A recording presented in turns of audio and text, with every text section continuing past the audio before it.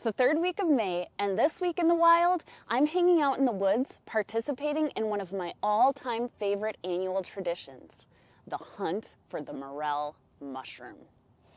I love hunting morels every year because it teaches me to be persistent. It teaches me to be patient, and most importantly, it teaches me to pay attention to the patterns in nature.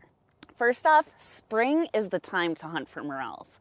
Around here, starting the end of April and through the middle of June is when you're most likely to find them. Morels are triggered by temperature. They usually don't start growing until the soil reaches a temperature of 50 degrees Fahrenheit or more. This means in the beginning of the season, they're usually in warmer, sunnier areas, and towards the end of the season, they're more in shady, low-lying areas. The next thing is, morels really respond to moisture.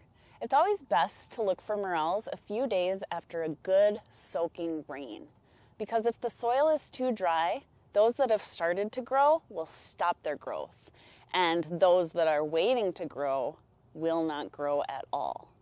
So here in Rochester, we started to see morels popping up the end of April, but since it's been so dry, their growth has really slowed down.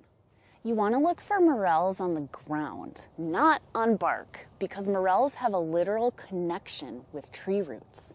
Underground, the part of morels that you can't see, called mycelium, lives its life year after year, finding water and nutrients for the tree, while feeding off the sugars that the tree gives as thanks. In this area, morels most commonly partner up with elms, but they can also be found with cottonwood, pine, cherry, sumac, and ash. If a tree like this elm here is partnered up with morel mycelium and it has started to get injured or sick, it might begin to make mushrooms. And finally, morel mushrooms grow in patches and often appear in the same spot year after year. Remember, morel mushrooms are made by the mycelium that's living underground amongst the tree roots.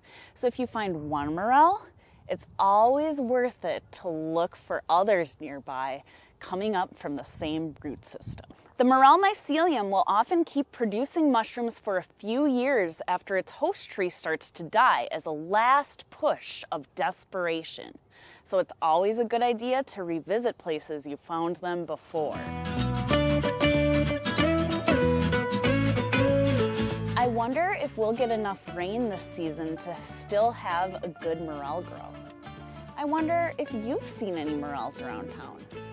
I wonder, are there any patterns with morel mycelium that we don't know about? I wonder what you wonder.